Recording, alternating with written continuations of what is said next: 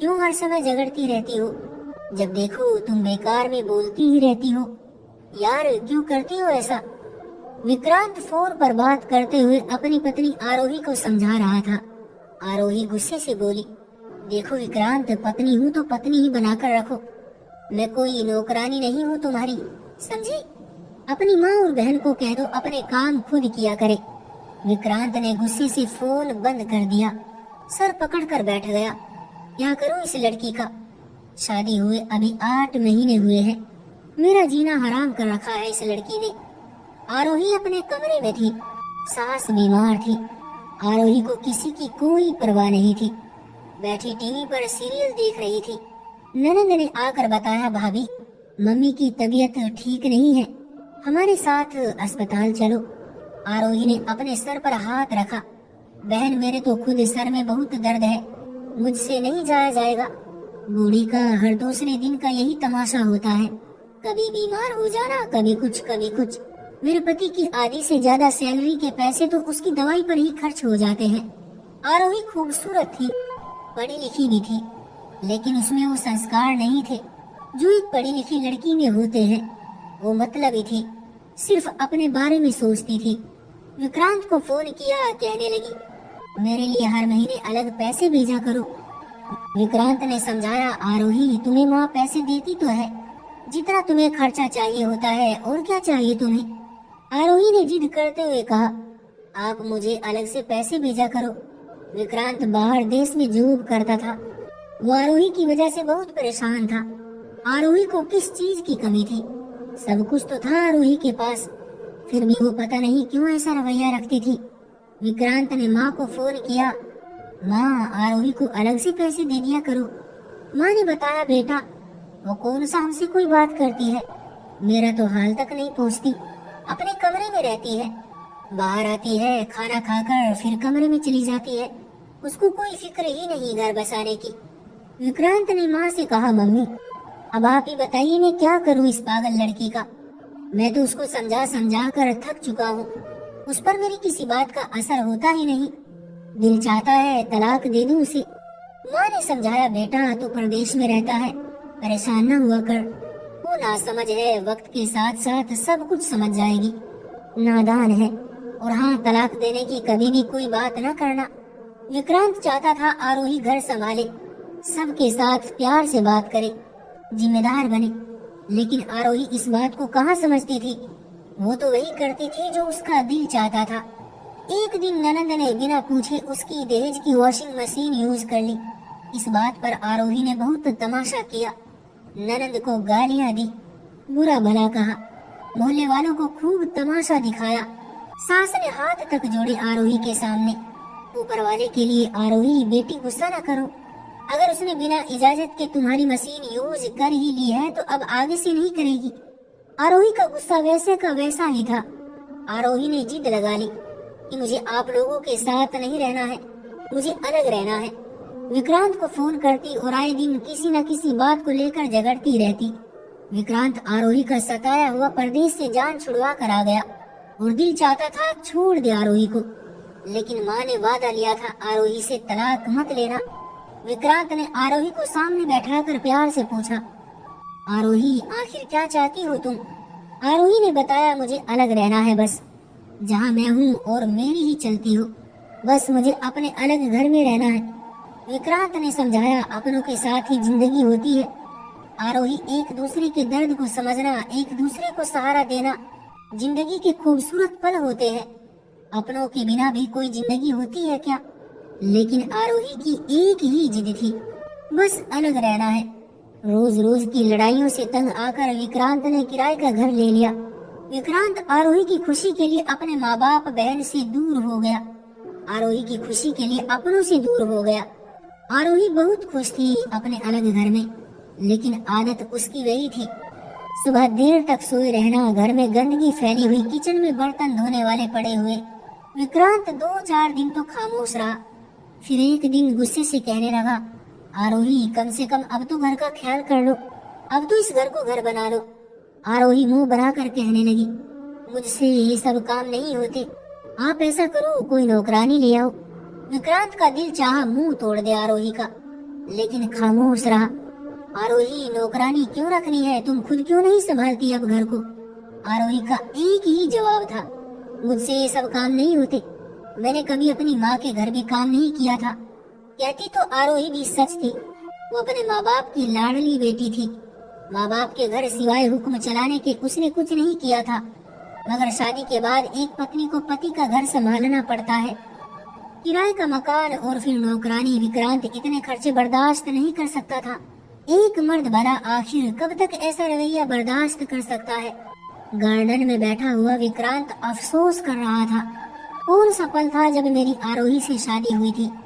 आरोही ने मेरी जिंदगी को नर्क बना रखी है। घर की तरफ नजर दौड़ाई, हर तरफ लाचारी नजर आ रही थी। कौन कहता है यहाँ कोई इंसान रहता होगा? विक्रांत के कजन की नई नई शादी हुई थी, वो विक्रांत से मिलने के लिए आ रहे थे।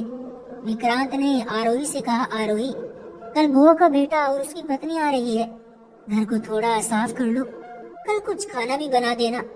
आरोही ने साफ मना कर दिया, होटल से मंगवा लेना, मैं तो नहीं बना सकती और ना ही मुझसे किचन में इतनी देर खड़ा हुआ जाता है। विक्रांत बेबस हो चुका था, गुस्से से बोला, काश माँ से वादा न किया होता, एक पल न लगा था आरोही को छोड़ने में। विक्रांत ने खुद झाड़ू उठाई, घर की सफाई की, किचन साफ की, बर्तन साफ किए। आरोही कमरे में सोई हुई थी। सोकर उठी, देखा घर का नक्शा बदला हुआ था, घर साफ सुथरा था।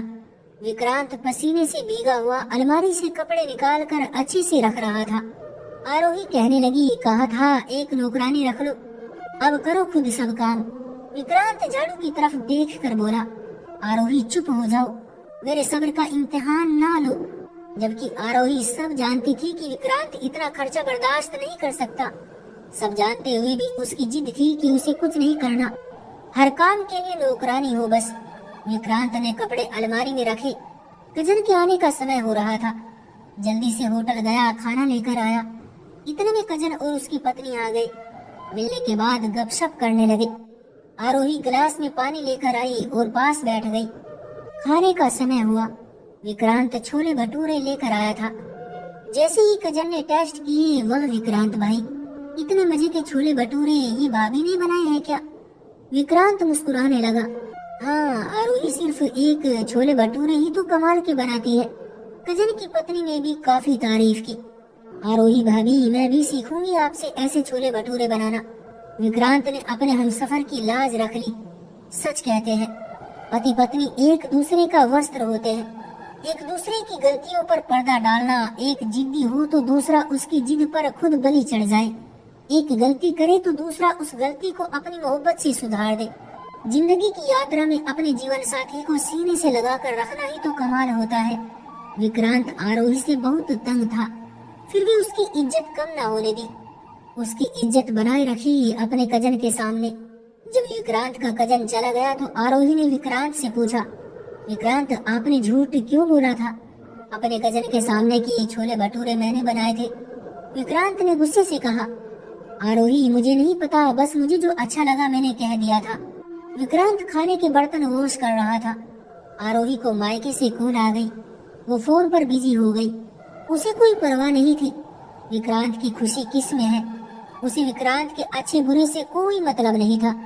विक्रांत जानता था माँ बाप की लाडली है, जिद्दी सी है, मैंने उसे छोड़ दिया तो मर जाएगी पागल। मेरे बाद ऊपर वाला जाने इस पर क्या गुजरेगी। वो आरोही को जमाने की एक झलक दिखाना चाहता था। विक्रांत सुबह उठकर खुद नाश्ता बनाता और फिर ऑफिस चला जाता, लेकिन मजाल है आरोही को कोई परवाह हो विक्रांत की। विक्रांत घर आया, पहले हर रोज आरोही के लिए कुछ न कुछ लेकर आता था, कभी बर्गर, कभी पिज्जा या कुछ भी खाने के लिए, लेकिन आज कुछ नहीं लेकर आया था। आरोही ने अभी तक खाना भी नहीं खाया था। आरोही ने पूछा, विक्रांत, मेरा बर्गर कहाँ है? विक्रांत ने फोन पर किसी से बात करते हुए कहा, नहीं लेकर आया। आरोही को बहुत गुस्सा आया, मुझे भूख लगी हुई है और तुम मेरे लिए बर्गर नहीं लेकर आए। विक्रांत ने कहा, आरोही तुम सो जाओ, आज माँ ने मुझे खाने के लिए घर बुलाया है, मैं जा रहा हूँ। आरोही गुस्से से कहने लगी, मुझे भूख लगी है। विक्रांत ने इग्नोर करके बाइक स्टार्ट की और चला गया। आरोही घर में अकेली बैठी थी, भूख से बुरा हाल था, खाना बनाना भी नहीं आता था। एक गिलास पानी पीकर भूखी ही सो गई। विक्रांत माँ के घर से खाना खाकर वापस आया, देखा आरोही सो चुकी है। विक्रांत आज आरोही के पास नहीं सोया था, जाकर दूसरे कमरे में सो गया। आरोही को भूख की वजह से नींद नहीं आ रही थी। टाइम देखा तो 2 बज रहे थे। विक्रांत आए नहीं अभी तक। आरोही उठी और किचन में जाने लगी। दूसरे कमरे में विक्रांत सोया हुआ था। गुस्सा आया, विक्रांत के पास जाकर लेट गई। विक्रांत सुबह उठकर नाश्ता बनाकर ऑफिस चला गया। आज आरोही इंतजार कर रही थी, विक्रांत घर नहीं आया था। आरोही ने फोन किया, विक्रांत कहाँ हो आप? विक्रांत ने मुस्कुरा कर कहा, आज मेरी बहन का बर्थडे है, हम सेलिब्रेट कर रहे हैं, तुम सो जाओ, मैं लेट आऊंगा। आरोही को बहुत बुरा लगा। विक्रांत अब आरोही से दूर होने लगा था। आरोही अब दिल ही दिल में डरने लगी थी। विक्रांत की बेरुखी अब आरोही को तड़पाने लगी थी। विक्रांत का इंतजार करने लगी। विक्रांत रात 12 बजे आया। देखा तो आरोही गार्डन में कुर्सी पर बैठी हुई थी। विक्रांत देखकर हैरान हो गया, तुम सोई नहीं अभी तक? आरोही उदासी में बोली, विक्रांत आप मुझे साथ लेकर क्यों नहीं गए बहन के बर्थडे पर? विक्रांत मुस्कुरा कर बोला, तुमको कब से मेरी बहन अच्छी लगने लगी? अच्छा अब मुझे नींद आ रही है, मैं सोने जा रहा हूँ। आरोही को बुखार था, विक्रांत से बात करना चाहती थी, लेकिन विक्रांत अब आरोही को इग्नोर करने लगा था। अब विक्रांत अक्सर किसी लड़की से फोन पर बातें किया करता था। एक दिन आरोही के सामने ही बात करने लगा, मेरी जान शादी के बाद हम लंदन जरूर जाएंगे, तुम मेरी मम्मी पापा बहन के साथ रहोगी, मुझे बस आपकी इसी सोच से प्यार है। आरोही हैरान थी, शादी? ये विक्रांत की शादी की बात कर रहा है। आरोही के पूछने पर विक्रांत ने बताया, मैं दूसरी शादी कर रहा हूँ और तुमसे तलाक ले रहा हूँ। ये सुना था आरोही के पैरों तले से जमीन ही निकल गई। विक्रांत आप ये क्या कह रहे हैं? किससे शादी कर रहे हैं आप? मैं आपको पहली पत्नी के होते हुए नहीं करने दूंगी दूसरी शादी। आरोही अब पानी सर से ऊपर पहुंच चुका है, मैं अब और बर्दाश्त नहीं कर सकता, और वैसे भी मेरी होने वाली दूसरी पत्नी मेरे मम्मी पापा के पास रहेगी। बस अब मुझे तुमसे तलाक की देरी है और फिर हम जल्द ही शादी कर लेंगे। इतना कहकर विक्रांत किसी काम से घर से बाहर चला गया। आरोही को यकीन नहीं हो रहा था, विक्रांत अचानक यूं बेगाना हो जाएगा। आरोही रोने लगी, विक्रांत मैं आपको किसी का नहीं होने दूंगी, मुझे नहीं पता, मैं सब कुछ करूंगी, मैं खाना भी बनाऊंगी, सफाई भी करूंगी। फिर जैसे ही सुबह विक्रांत ऑफिस जाने लगा तो आरोही ने विक्रांत का हाथ पकड़ लिया। विक्रांत मुझे आपको किसी और का नहीं होने देना, मैं खुद को बदल दूंगी, सब कुछ करूंगी जो आप कहोगे। विक्रांत गुस्से से बोला, आरोही अब बहुत देर हो चुकी है, 3 दिन बाद शादी है मेरी, शाम तक डिवोर्स के पेपर आ जाएंगे। ये कहकर विक्रांत ऑफिस चला गया। आरोही ने आज सारे घर की सफाई की, विक्रांत के फेवरेट छोले भी बनाए। रेसिपी देखकर 3 जगह से हाथ पूरी तरह से जल गया था। विक्रांत शाम को घर आया। आरोही डरते हुए विक्रांत के पास आई, विक्रांत आप कैसे हैं? विक्रांत ने इग्नोर करते हुए कहा, मुझे डिवोर्स के पेपर लेने जाना है, मैं लेट हो गया हूँ। आरोही का हाथ जला हुआ था, दर्द बहुत था। विक्रांत का हाथ पकड़कर बोली, विक्रांत आपके फेवरेट छोले बनाए हैं मैंने, सारा घर भी साफ किया है। विक्रांत गुस्से से बोला, भाड़ में जाए तेरे छोले और सफाई, मेरा दिमाग खराब मत करो, 3 दिन बाद मेरी शादी है, तुम जो मर्जी करो, अब मुझे कोई परवाह नहीं। आरोही की आंखों में आंसू थे। विक्रांत इतनी बेरुखी क्यों? प्लीज एक मौका दे दो ना मुझे। विक्रांत ने जल्दी से ड्रेस चेंज की, बाहर जाने लगा। आरोही दरवाजे के सामने खड़ी हो गई, बाहें फैलाकर नहीं जाने दूंगी। वो हक जता रही थी विक्रांत पर, लेकिन विक्रांत को अब कोई परवाह नहीं थी। विक्रांत ने आरोही को बाजू से पकड़कर साइड पर किया, बाइक स्टार्ट की, जाने लगा। आरोही पांव पकड़कर बोली, विक्रांत मर जाऊंगी मैं, ना करो ये जुल्म मुझ पर, एक मौका दे दो मुझे। आंसुओं का समंदर उमड़ आया था। विक्रांत चला गया डिवोर्स के पेपर लेने। आरोही बेबस हो गई। हम सफर को किसी और की बाहों में देखना मौत सा दर्द देता है। आरोही हॉल में बैठकर रोने लगी, विक्रांत मैं खुद को बदल लूंगी, मुझ पर ये जुल्म न करो। विक्रांत की फोटो को बार बार चूम रही थी, सीने से लगाकर रो रही थी। 20 मिनट के बाद विक्रांत वापस आया। आरोही को देखकर कहने लगा, तुम अभी तक शक्ल बनाकर बैठी हुई हो। मैं तो पेप्सी लेने गया था और भटूरे भी लेकर आया हूँ। छोलों के साथ भटूरे और साथ में पेप्सी हो तो मजा ही आ जाता है। आरोही समझ नहीं पा रही थी कि विक्रांत आखिर कर क्या रहा है। जेब से ट्यूब निकाली, आरोही के पास बैठा, जले हुए हाथ पर ट्यूब लगाते हुए बोला, पागल, मैं तो बस यूं ही तुमको सता रहा था। मेरे लिए इतना काफी है कि तुमको एहसास हो गया। भला तुम्हारे बिना मैं कैसे जी सकता हूँ। मेरी भोली भाली सी राजकुमारी हो तुम। आरोही की आंखों में आंसू थे। विक्रांत के सीने से लिपट गई। विक्रांत, मैं सब कुछ किया करूंगी, खाना बनाना भी सीख लूंगी, सबके साथ रहूंगी, मगर मुझे आप मत छोड़ना। और हाँ विक्रांत, थैंक्स मुझे एहसास दिलाने के लिए। मैं ऊपर वाले का धन्यवाद करती हूँ, आप मेरे हमसफर हैं। विक्रांत अपने हाथ से आरोही को खाना खिलाने लगा। ऐ मेरे समाज के लोगों, सुन लो, अपने हमसफर को तलाक देना, गाली देना, थप्पड़ मारना, उसको पैरों की जूती समझना छोड़ दो।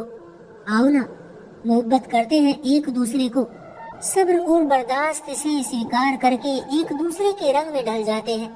और यही बात मैं अपने इस समाज की औरतों को भी कहना चाहूंगा। जिद और गुस्से में अपना घर जलाना छोड़ दो। जिस हाल में हम सफर रखे उस हाल में जीना सीख लो। कसम से जिंदगी स्वर्ग बन जाएगी। तो दोस्तों, ये थी हमारी आज की कहानी। आपका क्या कहना है इस कहानी के बारे में? कमेंट करके हमें जरूर बताएं। वीडियो को लाइक करके चैनल को सब्सक्राइब कर लीजिए, साथ में घंटी को दबाकर ऑल पर सेट कर लीजिए। मुझे दीजिए अगली वीडियो तक इजाजत। तब तक के लिए धन्यवाद।